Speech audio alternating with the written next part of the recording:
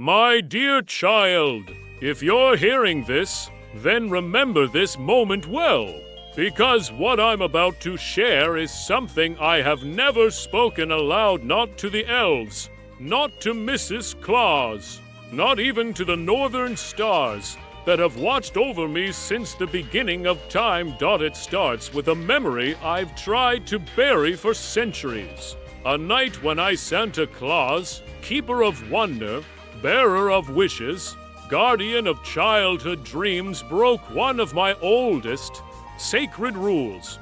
Lord have mercy. Even now, as I sit here by the fire in my old wooden cabin, this memory still trembles in my hands. The flames crackle softly, as if cautioning me, reminding me of how dangerous this story is, and how necessary. The wind outside is howling tonight, scraping frost across the windows, like an old spirit trying to claw its way in. The lantern above me flickers. The floorboards groan under the weight of the years. The scent of pine, warm gingerbread, and cinnamon drifts through the room. Mrs. Claus says cinnamon makes even bad memories behave. But sweetheart, this one has never behaved. Let me begin with the sound, because that night everything changed with a sound I had never heard before. A child whispering my name, not praying for a gift, not wishing upon a star, not murmuring sleepily in a dream. No, this child whispered like she knew I was there, like she could feel my presence slipping through the cold December air. Santa, goodness gracious, my heart stumbled. The reins nearly slipped from my fingers. I felt something I had not felt in centuries, something icy, something ancient. Fear. You understand, don't you, sweetheart? There are certain things in this world that don't belong together. Children awake enough to whisper my name in the middle of the night. That's one of them. I froze. Even Rudolph lifted his head, his glowing nose dimming slightly as he sensed the disturbance. I hadn't even begun delivering gifts yet. Everything had seemed normal at first. The North Pole had been shimmering beautifully that evening, the aurora swirling in ribbons of emerald and violet, casting soft light over the snow. The elves had been singing their jingles in the workshop. Mrs. Claus had wrapped her warm shawl around me before I left, saying softly, "The world feels heavy tonight. My love, be gentle with yourself." Bless her heart. She always knows when the wind carries trouble. I'd felt it to the heaviness, a strange tug in the center of my chest as I loaded the sleigh. But I told myself it was nothing, just the weight of another long night, another year of carrying millions of hopes on my back. Then, halfway across the English countryside, I heard her. That whisper. Small, cracked, full of pain no child should ever carry. Santa, please, I swear to you, sweetheart. Time itself skipped a beat. Without hesitating, I pulled the reins. Down, I whispered. The reindeer obeyed instantly.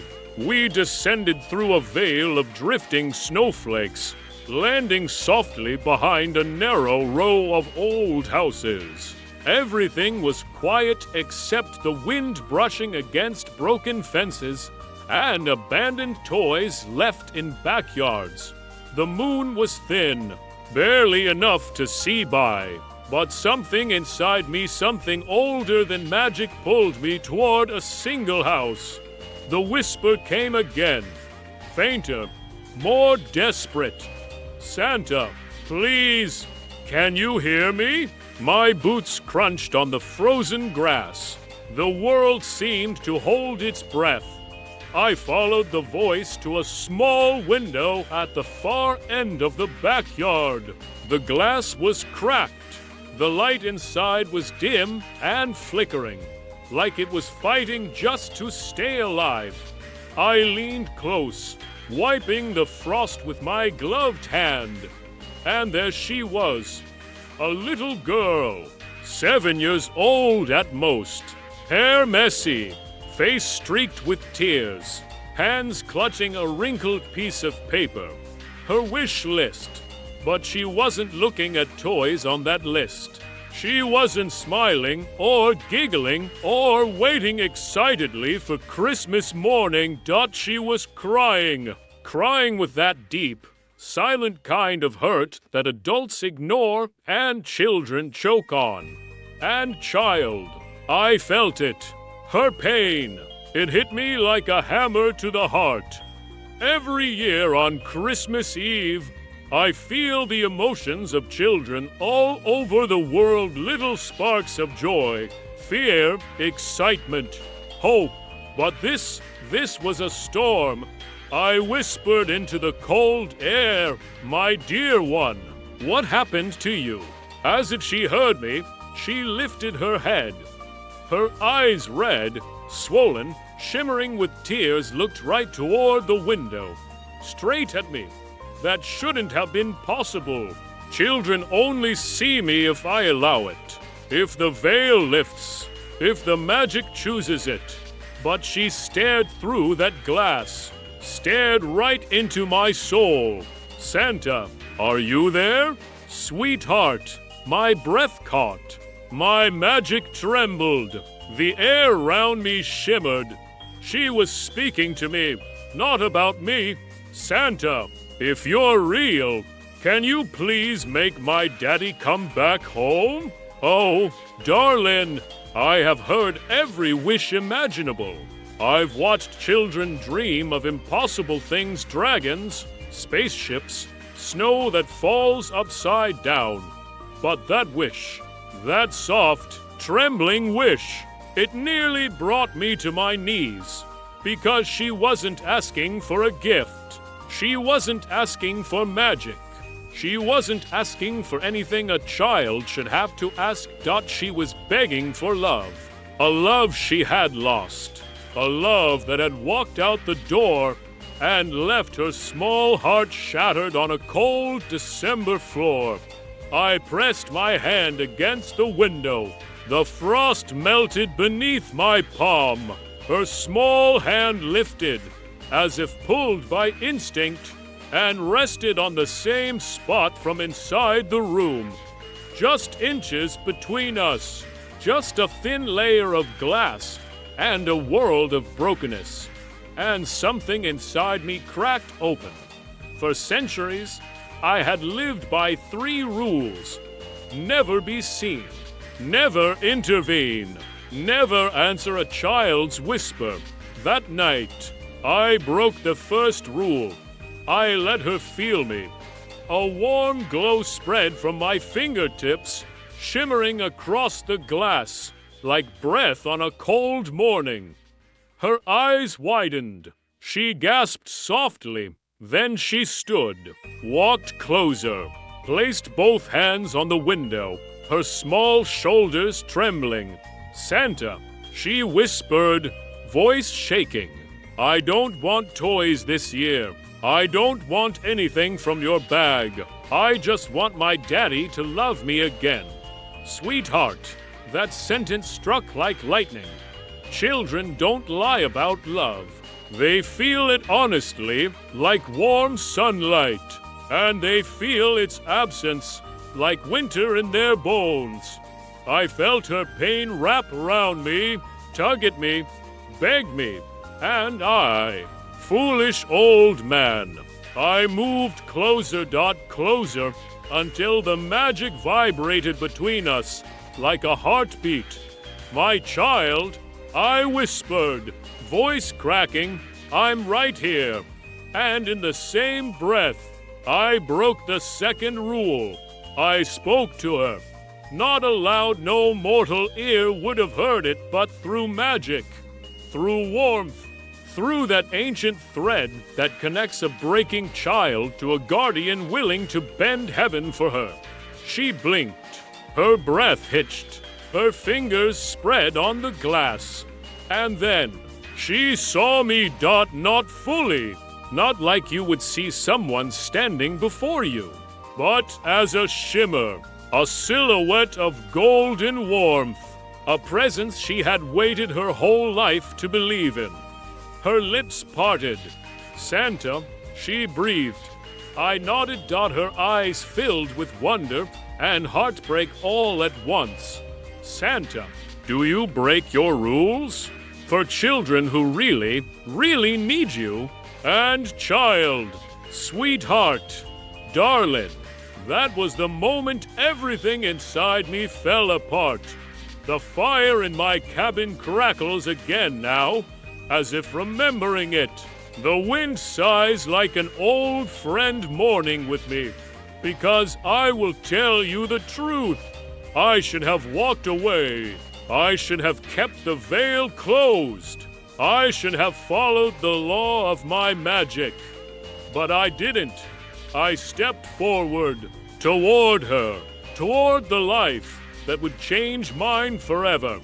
And I shattered the third rule. I revealed myself, Dot, her soft gasp still echoes in my memory pure, raw, unbelieving, Dot. In that moment, a storm began, a storm of magic, a storm of consequences, a storm of heartbreak that I still feel in my old bones. But before I take you deeper into what happened next, into the night that spiraled from wonder into something much darker, come closer.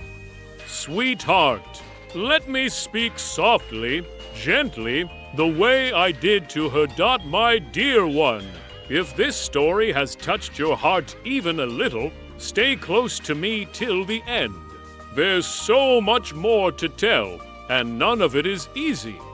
She stared at me through that dim, trembling light, as if I were the first warm thing she had seen in months. Her breath fogged the window. Her tiny shoulders shook. Her heart, Lord have mercy, beat so loudly I could feel it through the glass. Santa, you really came, she whispered. I swallowed hard, my old throat tightening. You must understand, sweetheart, revealing myself is not something I do lightly. The weight of it pressed against my chest like a centuries-old stone. Magic hummed around us, confused, startled, scared of what I had just done. I'm here, I murmured softly, glowing faintly in the cold air.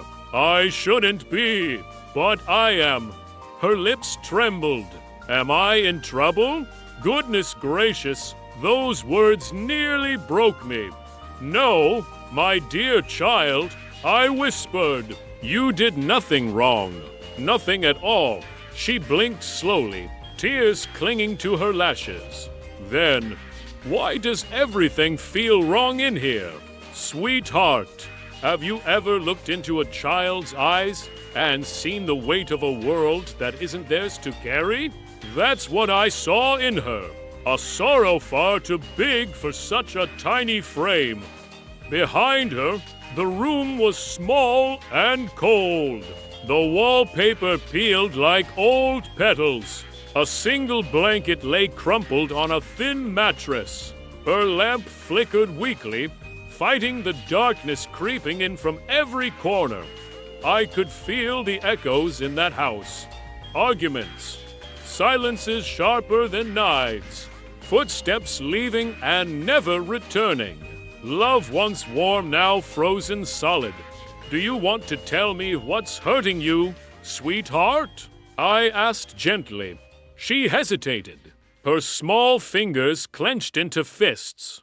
And then her voice came out in a whisper so fragile I could barely hold it.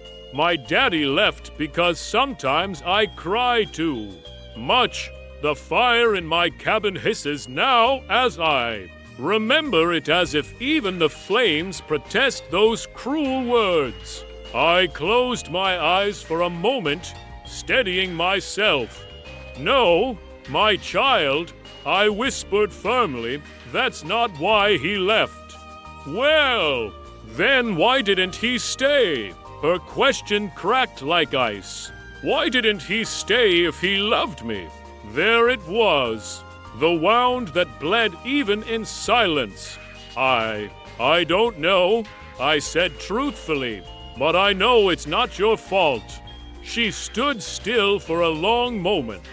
The snow outside paused. Even the wind listened. Then she looked down at her crumpled wish list. Can you bring him back? She whispered. The question hit harder than any storm. Children always believe I can do anything. Fly through the sky. Fit down chimneys. Carry magic in my pockets.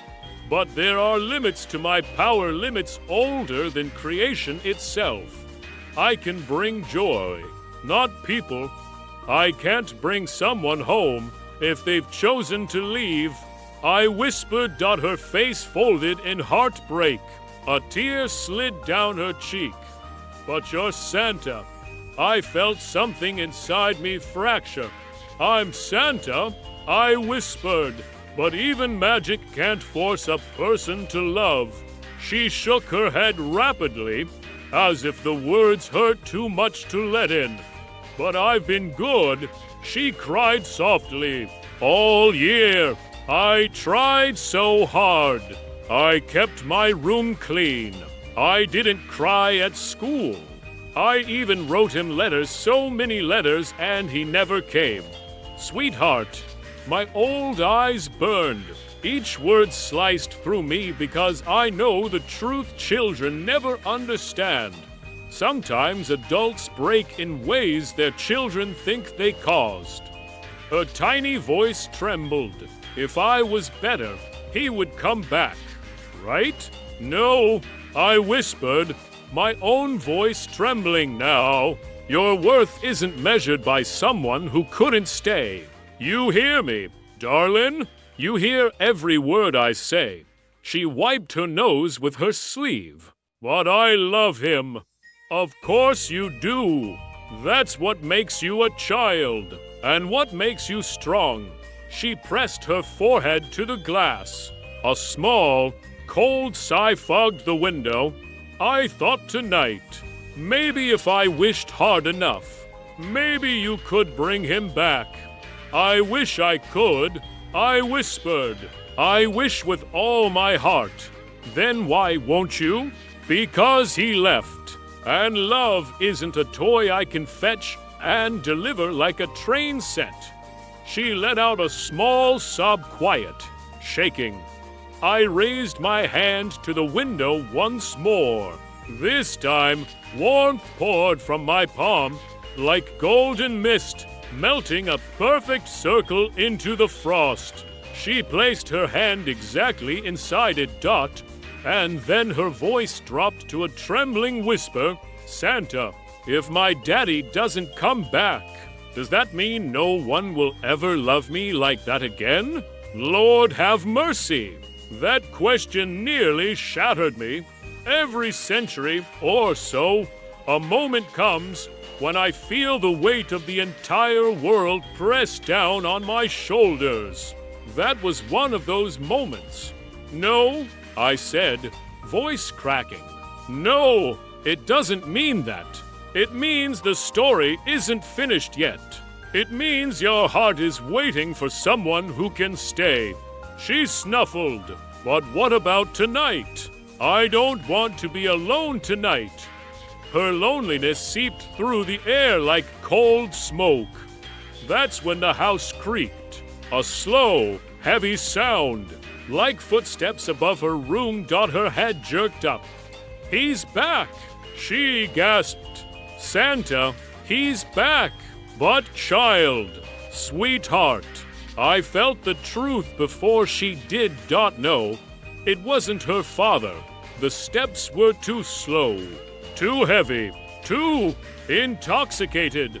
A shadow passed the door frame upstairs. Her heart dropped. I could feel it. That's just Mommy's friend, she whispered, curling into herself. Her small shoulders sank. The hope in her eyes flickered out instantly. Fear replaced it. Raw, familiar, quiet. She stepped back from the window. The glow of my magic dimmed. Oh, sweetheart, I breathed. Her voice trembled. He gets angry when I cry. I stiffened. Angry at you? She nodded. Does your mother know this? She nodded again. And she still lets him. Her eyes darted to the stairs. Santa, I can't talk. I can't talk. He'll hear. Her breath quickened. Her hands shook. Her tiny chest rose and fell rapidly. And the sound of the man's footsteps grew closer upstairs. Slow, dragging, unpredictable. She whispered, "Please don't leave me alone, my child."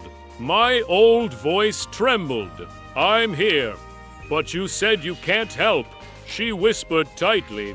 "Sweetheart, there are moments when the universe tilts. Moments when the rules bind you so tightly you can barely breathe. And moments when breaking them is the only choice left." Her fear wrapped around my heart like a cold chain. The house creaked again. The footsteps stopped at the top of the stairs. A quiet, heavy breath echoed through the hallway. She flinched. "Santa, I'm scared." I felt the rules, those old, ancient, sacred laws rise around me like invisible walls. Never intervene. Never interfere in the affairs of a child's home. Never change the course of a mortal life. But I looked at her, and I felt something snap. I didn't care if the stars punished me, if the magic tore me apart, if the universe itself screamed at my disobedience. I couldn't leave that little girl in the dark with her fear. "Sweetheart," I whispered, my magic gathering around me like a storm. "Get away from the door." She stepped back. Trembling. The house groaned. The shadow moved. And for the first time in centuries, I prepared to step inside a child's home. No chimney, no secret doorway, no silent entry, but through the front, through the rules, through the storm of consequences waiting to swallow me whole. "My dear child," I whispered as the golden glow spread across the glass, "I'm coming in." Her breath caught. The stairs creaked. The shadow shifted. And the night held its breath. Sweetheart, the moment I stepped inside that house, every rule of Christmas shattered around me, and nothing would ever be the same again. If you felt this story in your heart so far, stay close. There's more to be told, so much more. I stood there in the silent room, staring at the frost-dusted window as the candle flickered weakly beside me, its flame trembling as if afraid of the truth drifting toward it. The house felt different now, heavier, as though it understood what I had just confessed to little Emily. Or perhaps it had always known. Perhaps these walls had collected every secret I ever tried to bury. The wind pressed against the glass, humming a strange, low tune that almost sounded like the echo of a child's lullaby. That same lullaby my daughter used to sing to her own baby, barely 15 days old, before the war stormed into our village and took everything gentle with it. I pressed my hand to my lips, as if that would keep the memories from slipping out and drowning me. What a curious thing memory is.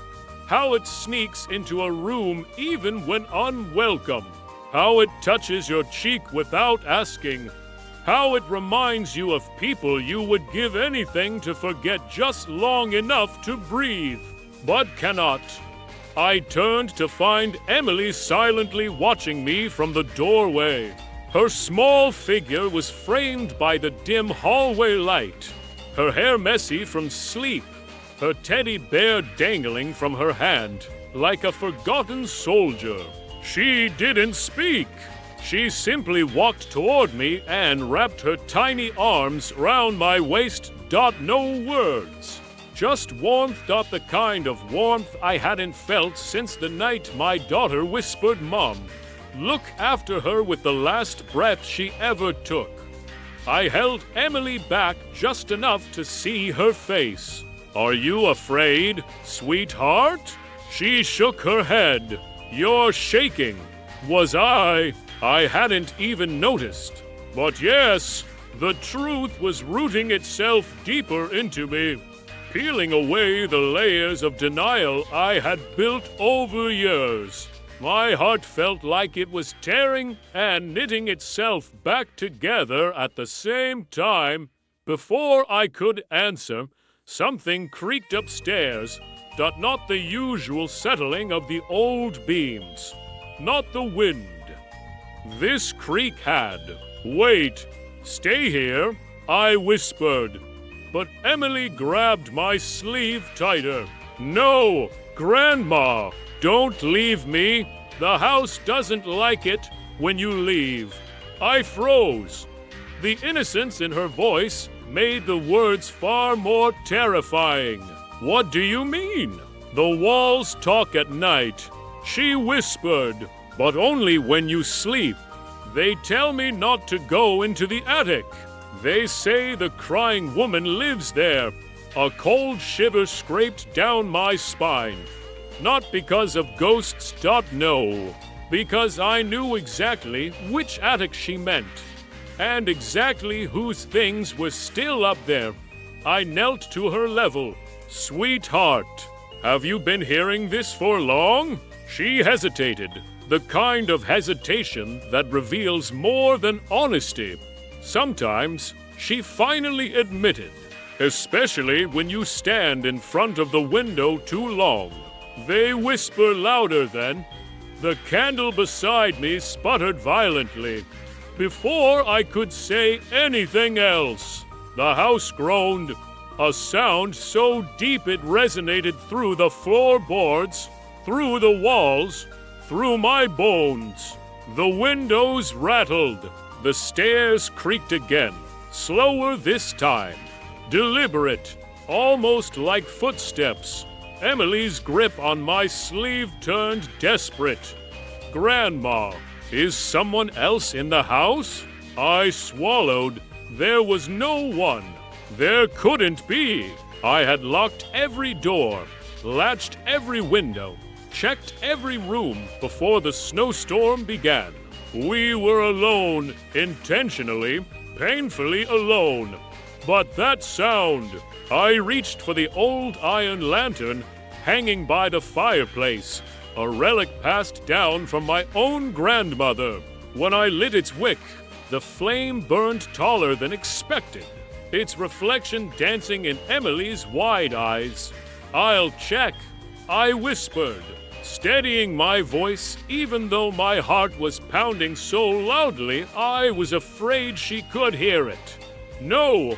She stepped in front of me, blocking the staircase as if a tiny frame could hold back whatever was approaching. "Grandma, you don't understand. The house is awake." Another sound drifted down, softer this time. A woman's sob. Faint. Mournful. Terrifyingly familiar. My breath shattered inside my chest. It couldn't be. It couldn't be her. I had buried that grief, locked it away, burned the edges of every memory until only ash remained.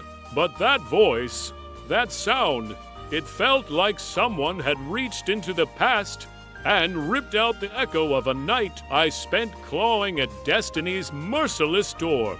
Emily tugged at me again. Please don't go up there. I looked at her sweet, terrified face. Then I looked at the dark staircase, and beneath the fear, beneath the dread, there was something else rising in me. Something old, something restless. A truth that had been waiting far too long to be acknowledged. I tightened my fingers around the lantern's handle. My love, I whispered to Emily, brushing a strand of hair from her cheek. I have to. But why? Her voice cracked, because that sob, that voice, that ache, it wasn't the house, it wasn't a ghost, it was the one thing I had been running from for nearly a decade. My darling, I whispered, my throat thick with grief I'd buried under 1,000 winters. Sometimes the past comes back because it refuses to leave us alone. The house moaned again. The attic door slammed open upstairs, violently, as if something inside had finally broken free. Emily hid behind me, and I finally stepped forward, lantern raised. Heart trembling, past, calling. Snow howling outside like an omen. And the voice upstairs whispering my name through the dark. Asterisk. The first step onto the staircase felt like stepping onto the edge of a memory I had spent years trying not to touch. The wood groaned beneath my weight, old and tired, but something in that sound felt almost warning. The lantern's flame leaned toward the shadows, flickering as if drawn to something unseen above us. Emily clung to the back of my sweater. Please don't go, she whispered again, her voice trembling. I turned just enough to meet her eyes. Stay right here. Do not come up after me, no matter what you hear. Her lip quivered, but she nodded, slowly, reluctantly. As I climbed, each step felt colder. Not the cold of winter. This was a deeper cold. The kind that sinks into the spaces between your ribs, where old hurts sleep. I reached the landing, and the hallway stretched out before me like a long corridor of forgotten grief. The wallpaper, once a delicate pattern of roses, had peeled into curling edges. Shadows clung to the ceiling beams like frostbitten vines. The attic door stood wide open. I had locked that door. I always locked it. Every night, I swallowed hard and approached it. The metal latch hung loose, swinging back and forth even though there was no draft strong enough to make it move. Lantern raised. I stepped inside. The attic was a tomb of memories, dusty trunks, old quilts, boxes of letters tied with ribbon, a cradle covered with an old sheet. The sheet moved slightly, as if touched by an invisible hand. My heart clenched. Not the cradle. Please. Not the cradle. A faint sob drifted from the far corner. I froze. It wasn't the wind. It wasn't the settling of the house. It was human. A woman's sob. Soft, broken, familiar. Who's there? I managed, though my voice cracked. The lantern's flame shivered violently, shrinking, then growing again as though something had breathed upon it. A shadow flickered across the wall, long, thin, swaying. For a moment it looked like a woman's silhouette, head bowed, shoulders trembling. My breath caught. No, it wasn't possible. Ruth. The voice drifted across the attic, so faint I barely heard it. Why did you leave me? My knees nearly buckled. I hadn't heard that voice in 10 years. But I knew it! My God, I knew it. My daughter. My little girl. Gone, buried, mourned, cried for until my soul felt scraped hollow. And yet her voice was here, in this cold, forgotten attic, calling my name in that same fragile way she used to when she was small and afraid of storms. I stumbled forward, barely breathing. This can't be real. I whispered, "You're gone. You're gone, my child." I held your hand as the cradle shifted again. This time, not subtly. It rocked. Once. Twice. Slowly. Deliberately. Double quotes. No. I choked out, "No, no, no!" The rocking grew stronger, faster, as though someone were pushing it. The old wooden frame creaked loudly, echoing through the attic. I reached out with a shaking hand, grabbing the cradle to stop it. The moment my fingers touched the wood, the sobbing stopped. Silence swallowed the room. For a moment, all I heard was my own heart pounding, then a whisper, so close it brushed the back of my ear. "You promised." I gasped and spun around. No one. Only shadows. Only dust. Only memory.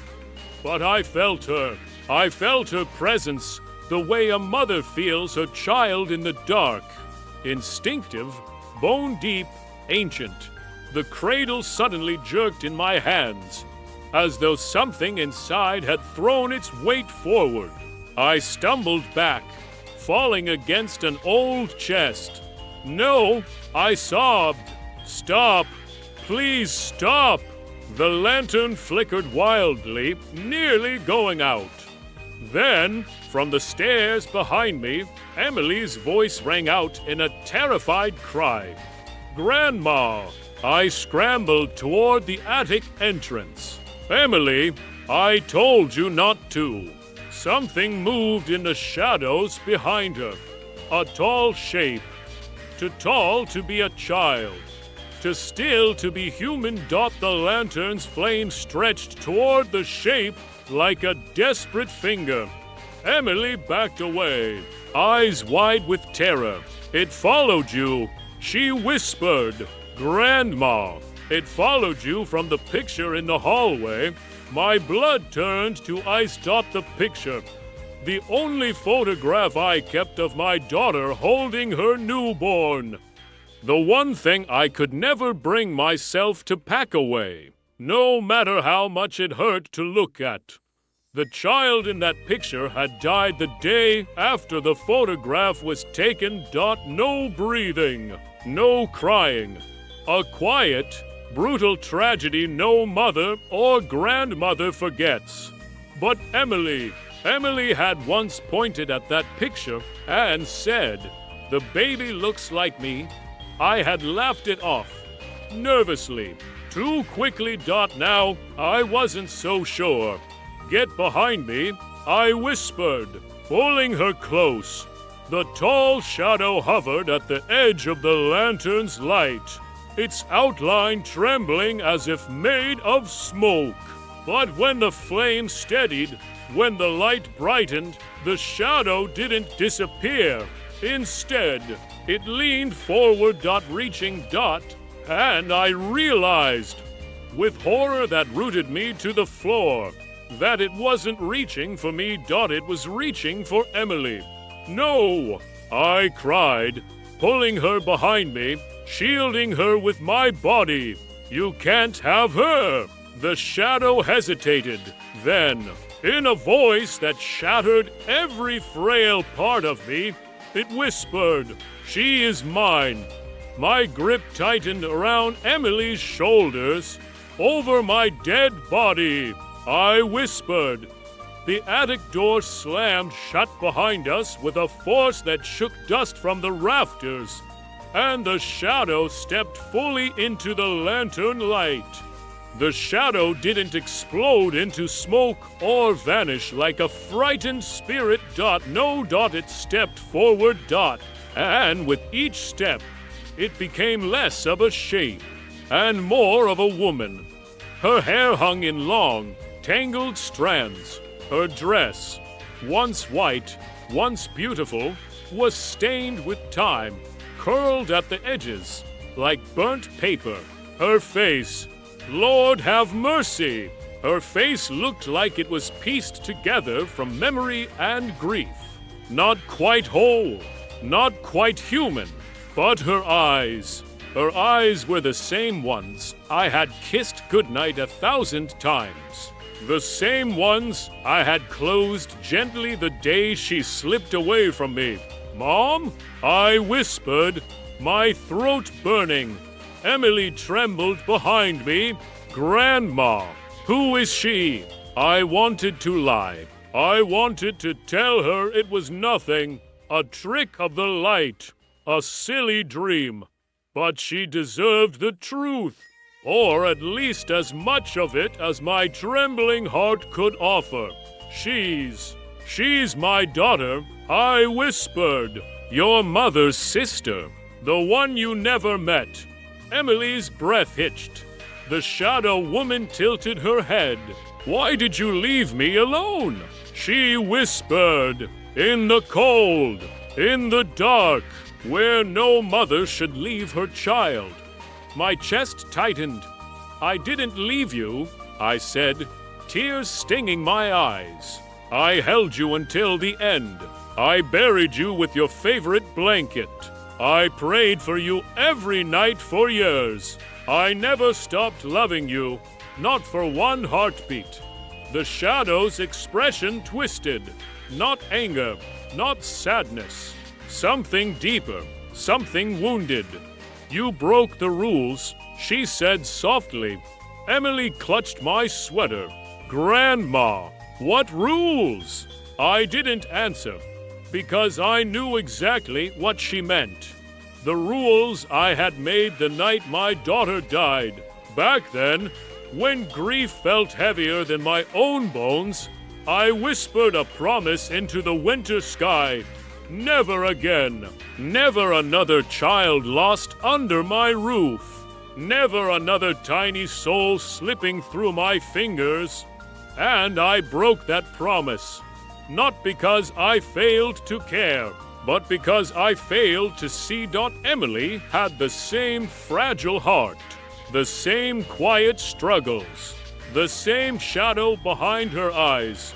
And I never noticed. I never checked the signs. I was too busy surviving Christmases, baking gingerbread, knitting scarves, pretending everything was fine. My daughter took another step forward. You broke your promise, she whispered, and she paid the price. Emily's grip tightened. Grandma, what is she talking about? I couldn't breathe. My knees went weak. That secret, the one I prayed Emily would never learn, rose up inside me like a storm. Grandma, she whispered again. Paid the price for what? The lantern flickered, dimming. The shadows thickened. My daughter lifted a trembling hand and pointed at Emily. For being born, she whispered. Emily gasped and stumbled backward. No, I choked. No, that's not true. But the shadow woman wasn't done. She didn't survive because she was strong, she hissed. She survived because you traded something, Mother, something precious, something you never told her. Emily stared at me. Why died? What did you trade? My throat tightened to the point of pain. I closed my eyes, remembering that night, the Christmas Eve storm, the blizzard so harsh it rattled every window. Emily's tiny body barely breathing, doctors shaking their heads, telling me to prepare myself. But I didn't prepare.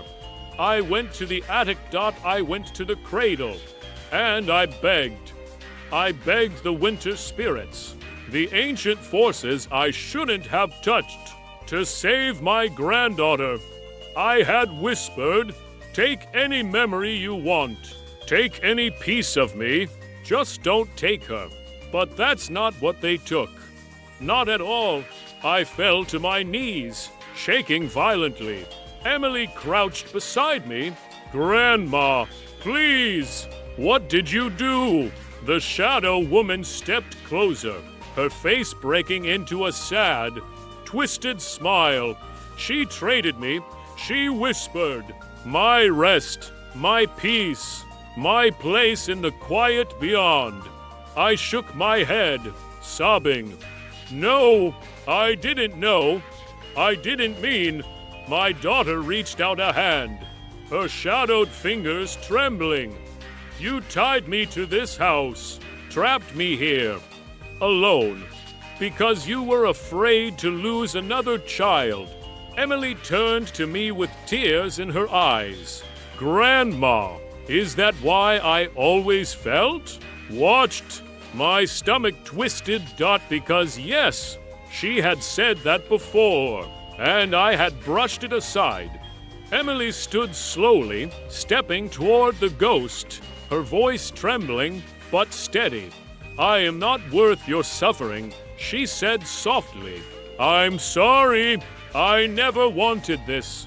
The shadow woman froze, and for the first time, she looked confused. Emily reached out a hand, small, shaking, brave. "You're my aunt," she whispered, "and I love you, even if I never met you. You don't deserve to stay trapped in this house, like a punishment." The lantern brightened. Just a little. My daughter stared at Emily with wide, hollow eyes. "You love me?" Emily nodded. "Of course. Your family." The shadow trembled, like frost melting under the first touch of spring.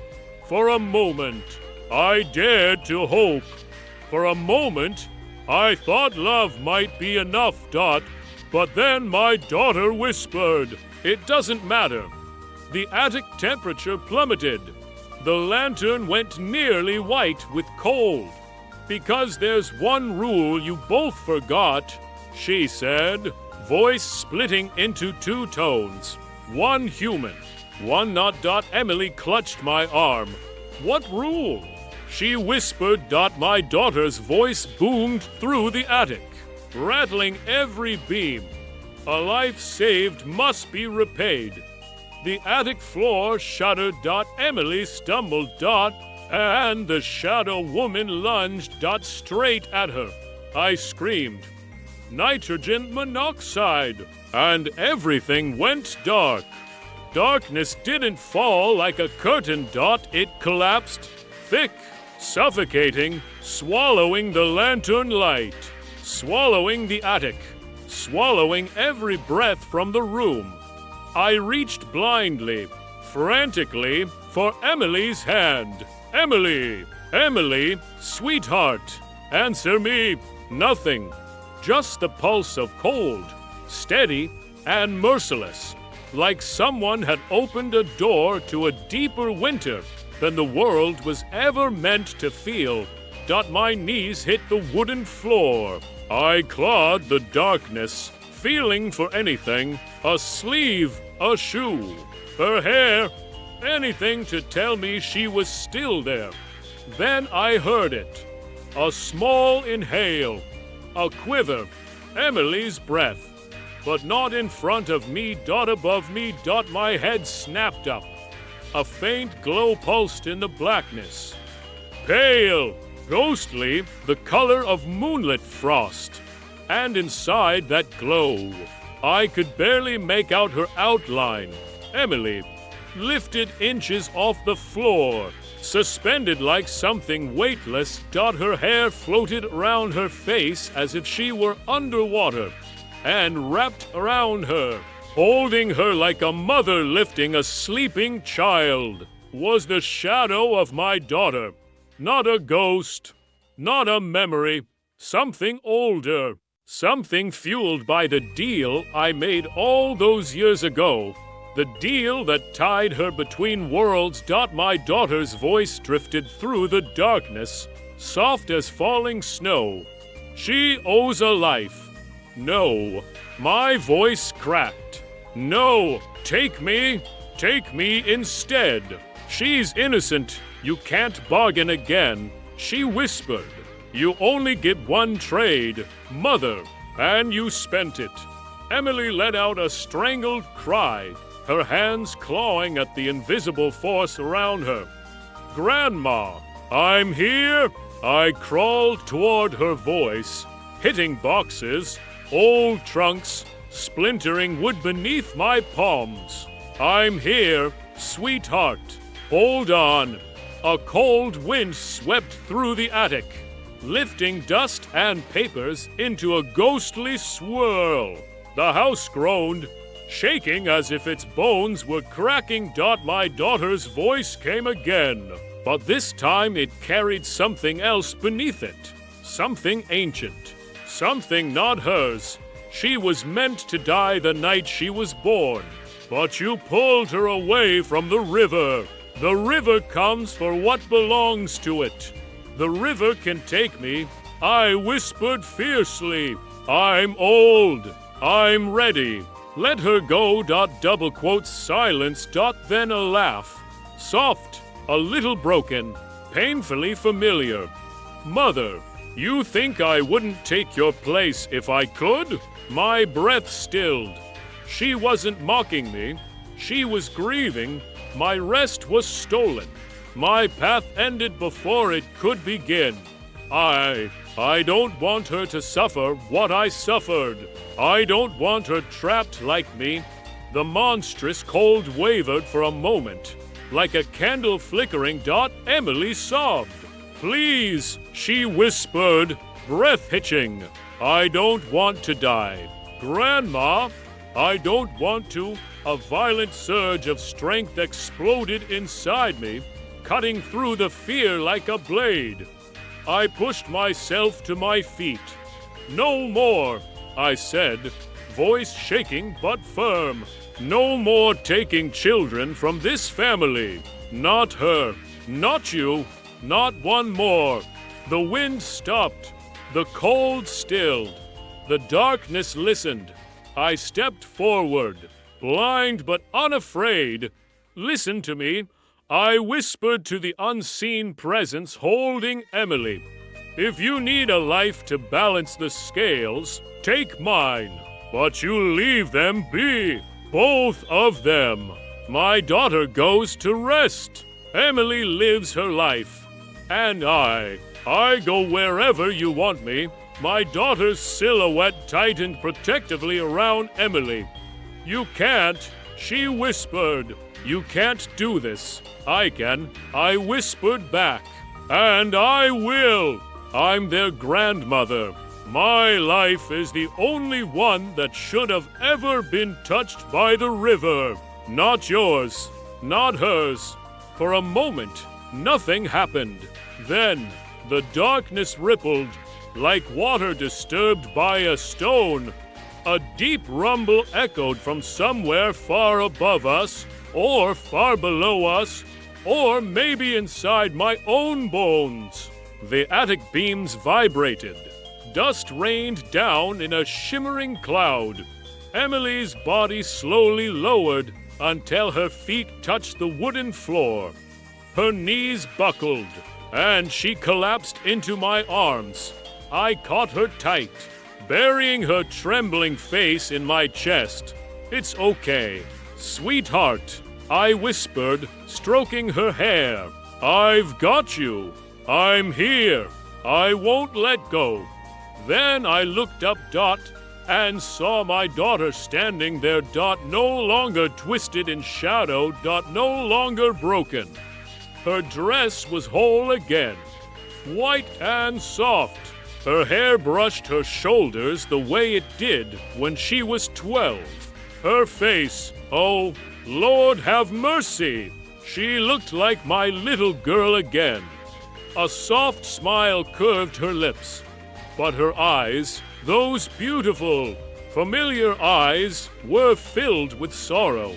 "You have always given too much," she whispered. "And I would again," I said. She looked at Emily, really looked, and reached out her hand. Not to take, to touch. Just a gentle brush against Emily's cheek.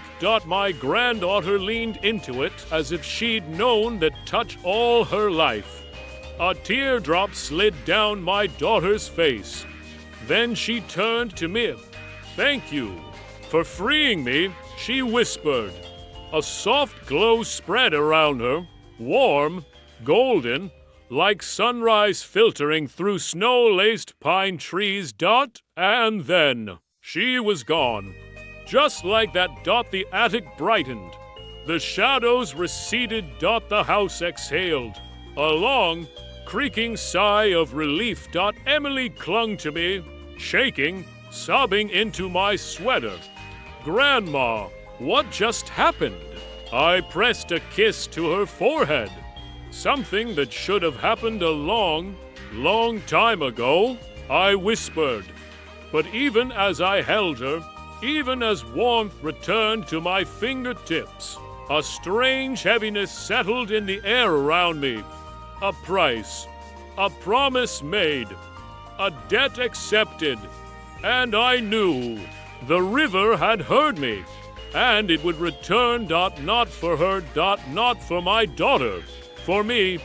The heaviness didn't come all at once. It settled over me slowly, like frost forming on a window, spreading outward in delicate, inevitable patterns. Emily didn't notice. Not yet. She was too busy clinging to me, burying her face in my shoulder, her small body trembling in the aftermath of a terror no child should ever endure. I stroked her hair, whispering soft comforts the way I did when she was little. "There now. Bless your heart. I've got you, darling. You're safe." But underneath my voice, underneath the warmth I forced into every word, I felt it. The pull, the quiet tug at the edge of my soul. A whisper I couldn't hear, but could feel. "Not now," it seemed to say. But soon, very soon, the attic lights flickered again. But only from age, not spirits. The darkness no longer pressed against us like a living thing. The air was simply still, tired, quiet. It was over. At least for Emily. I held her a moment longer before lifting her chin with my hand. "Sweetheart," I whispered gently, "we need to get out of this attic." She nodded, wiping her tears with her sleeve. We stood slowly. My legs felt heavier than they should have, like each step belonged to someone older, someone fading. But I didn't let her see that. I just wrapped an arm around her shoulders and led her toward the attic stairs. The wooden boards creaked under us, but the sound felt normal again. Mortal, harmless. Halfway down the stairs, Emily suddenly stopped. "Grandma?" "Yes, sweetheart." She looked up at me with wide, trembling eyes. "Is she really gone? Your daughter?" My throat tightened. I nodded. "Yes, she's at peace now." Emily stared at the steps. Her voice shrank to a whisper. I felt her hand when she touched my cheek.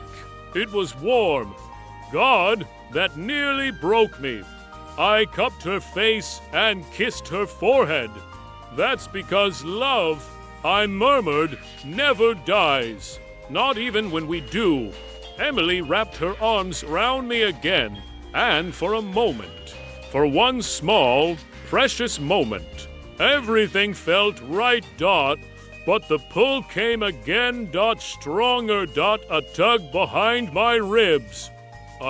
tightening of my breath, like unseen fingers lightly hooking into my chest, the river calling my name.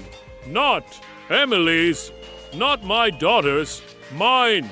I forced a smile and walked her down the remaining steps. The hallway looked normal again. The picture on the wall, the one with my daughter holding her newborn so many years ago, no longer shimmered or shifted. But something caught my eye. The baby's face. Goodness gracious, it looked different.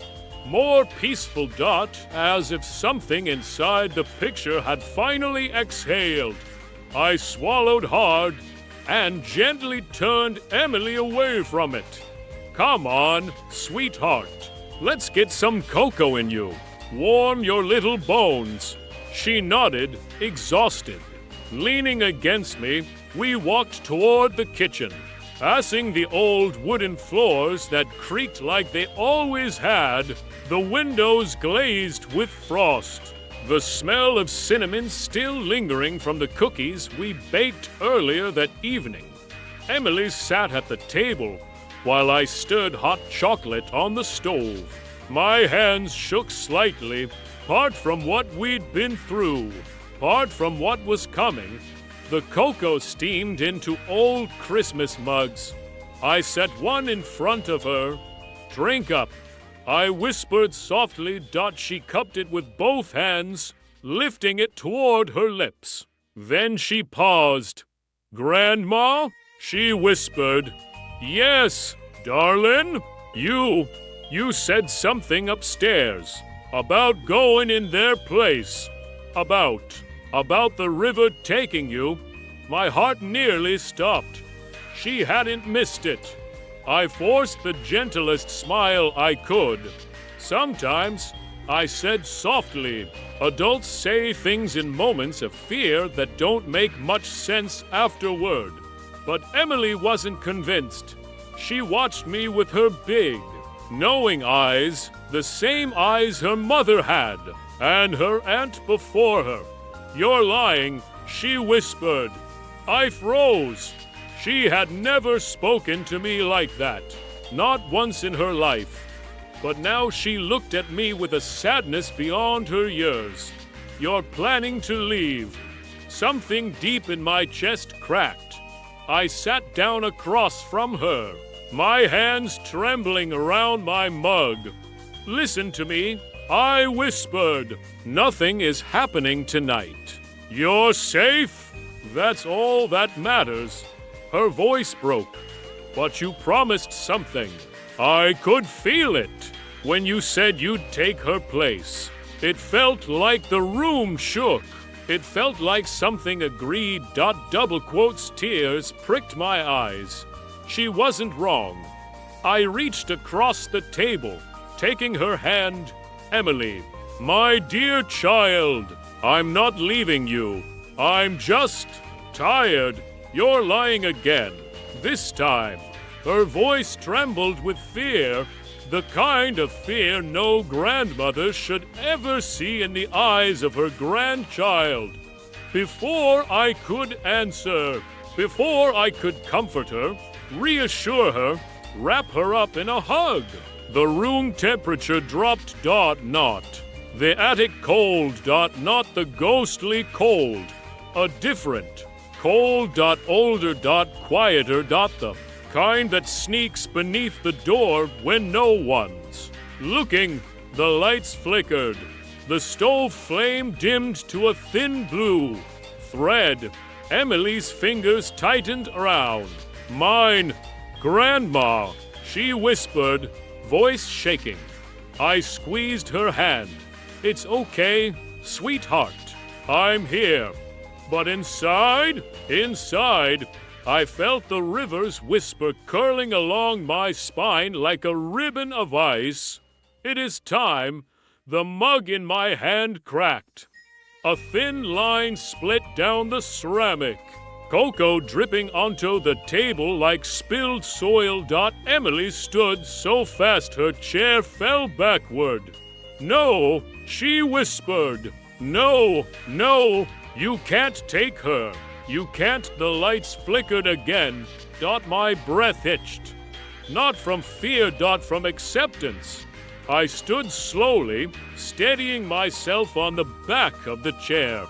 Emily, I said softly, listen to me. Come here. She ran into my arms, sobbing. I can't lose you, she cried. I can't. Grandma, I won't. I stroked her hair, holding her tight.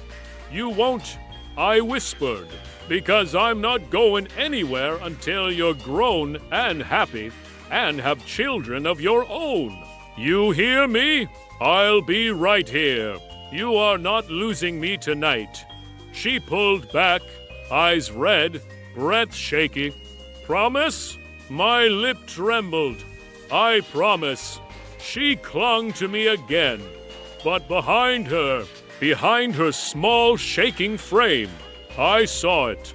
A thin shimmer of water forming at the kitchen doorway, spreading slowly across the floorboards.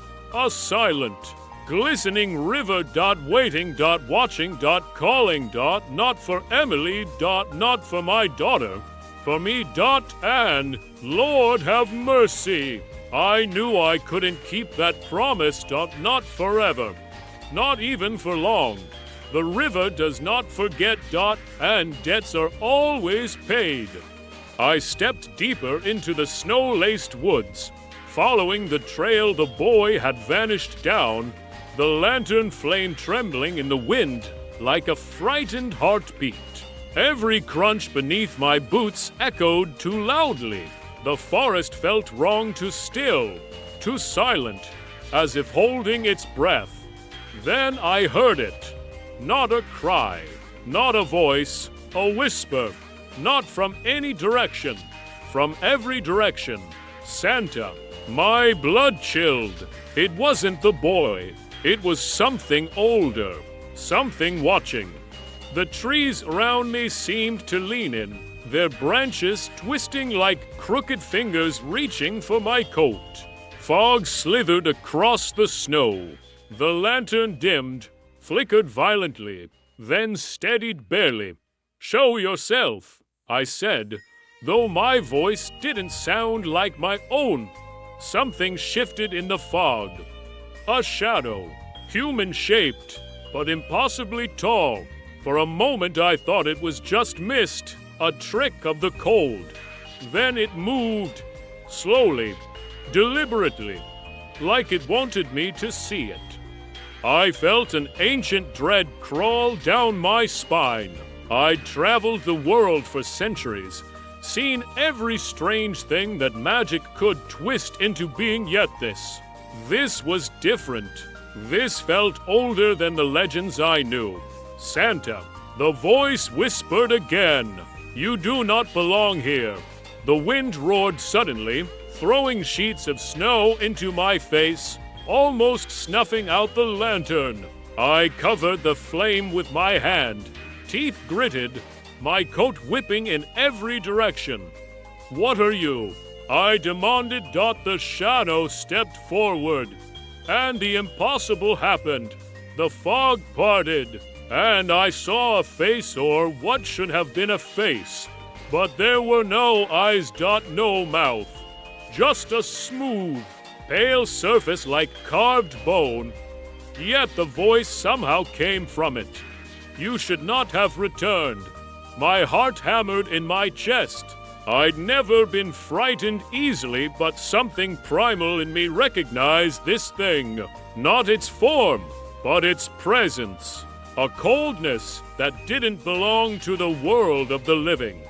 I wasn't here before, I said softly, trying to keep my voice steady. What do you mean, returned? The faceless figure tilted its head with a slow, unnatural jerk. Snow around its feet melted, hissing as if burned by some unseen heat. No one leaves this forest, it whispered. Not whole. A twig snapped behind me. I whipped around nothing. But I felt it. Something small. Something moving fast. The boy. He was running toward me, eyes wide with terror, cheeks streaked with tears, breath puffing in shuddering clouds. His boots slipped in the snow as he crashed into me, nearly knocking the lantern from my grip. "Santa," he sobbed, "don't let it take me again." Again the words stabbed through me. I knelt, gripping his shoulders gently. "Listen to me. You're safe now." "No!" he cried. "No one is safe here. It follows you. It knows your name." He shook violently, his fingers digging into the sleeve of my coat. I wrapped my arm around him and stood, pulling him close. When I lifted my head, the faceless thing was gone, but the forest felt tighter, narrower, like the darkness itself had crept closer. "We have to go," I whispered, lifting the lantern and turning us back toward the meadow where I'd entered. That's when I noticed the footprints, mine and the boys. They weren't leading back the way we came. They were circling us, dozens of tracks, made by feet that weren't ours, forming a ring around us. The boy looked down, then up at me with terror so raw it twisted my chest. "It's playing with us," he whispered. Then the lantern blew out. The darkness fell like a curtain, and the whisper came again, right beside my ear this time. "Run, if you want to keep him." I grabbed the boy, lifting him into my arms. His small hands clutched my coat, his heartbeat hammering against mine. My boots pounded through the snow as I ran blindly, pushing my legs harder than they'd moved in decades. Branches clawed at my face. Shadows streaked between the trees, too fast to be seen clearly. Behind me dashed footsteps, too many, too close. Then a tree root caught my boot. I fell hard, shielding the boy with my body. Pain shot up my arm. Snow burst around us in a cold explosion. The boy screamed. Before I could rise, a hand I see, skeletal clamped onto my ankle. Not human, not even close. I kicked wildly, dragging myself forward through the snow, the boy clinging to me with a desperation that shattered my heart. "Santa," he cried, "it's pulling you." I twisted back. The faceless figure was half emerged from the ground itself, like the earth was birthing it. Its hand was gripping my boot with impossible strength, claws digging into the leather. "You cannot leave," it hissed. I slammed my heel into its wrist. Once, twice, a third time. The cracking sound echoed through the trees. The grip loosened. I grabbed the boy, surged to my feet, and ran, lungs burning, until the trees thinned, until the darkness lifted, until the snow brightened, and suddenly we burst into an open field, exactly where I had first seen him, except a house stood there now, an old, abandoned cottage that hadn't been there before. Broken windows, a sagging roof, smoke rising faintly from the chimney as if someone had been inside moments ago. The boy's breath hitched. His voice shrank to a whisper. "That's my house." I froze. He pointed with a trembling hand at the warped front door I used to live there before I died. I stared at the house. The snow fell softly, glittering in the lantern's light, and for a moment, everything felt impossibly still. Too still, like the world was holding its breath, waiting for me to choose what would come next. The boy's small hand pressed against mine, shaking. His wide eyes looked up at me, full of questions I didn't have answers for. And yet, I did. Somehow, deep inside me, I knew what had to happen. "Sweetheart," I whispered, my voice catching like old snow in a tree branch. "I can't take you back. You belong somewhere else now. Somewhere safe. Somewhere your heart remembers." The boy shook his head. "But I'm not ready. I don't know how. You are ready," I said gently, pressing a hand to his cheek. "I promise, darling, you are braver than you know, and stronger than you think. You've already survived more than anyone should. And love will guide you home." I lifted him carefully, holding him close. His little body trembled in mine, but I could feel the fear fading slowly, like the last echoes of a storm. The faceless shadow had disappeared completely, leaving only a cold wind behind. But I didn't flinch, because sometimes the hardest battles are the ones we fight inside our own hearts. I looked out across the field, where the snow stretched endlessly, glittering like shards of forgotten stars. And I whispered to the boy, and perhaps to the unseen forces that had stalked us through the woods, "You have no claim here. Not on the living. Not on him. You've taken enough." The wind stilled. The lantern's flame steadied. The forest itself seemed to exhale in relief. And then softly, impossibly, the boy began to glow. Not like magic, not like the ghosts of the forest, but like hope, like a life fully returned to itself. "Santa," he whispered, blinking as though awakening from a dream. "Yes, darling," I said, my voice shaking. "I've got you." He smiled, a real smile, the kind that reaches deep into your chest and makes every frozen, aching memory melt. And in that moment, I understood something I had never truly allowed myself to feel.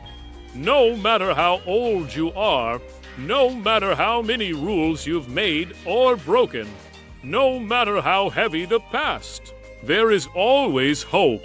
There is always a way to make right what seems impossible. I set the boy down gently, watching him step forward toward the glowing path that had appeared in the snow, a path that led him safely home.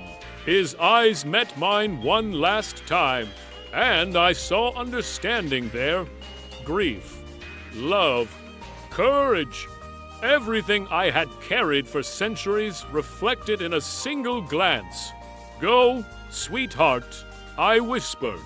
"Go home, live, and remember, always remember that love is stronger than fear."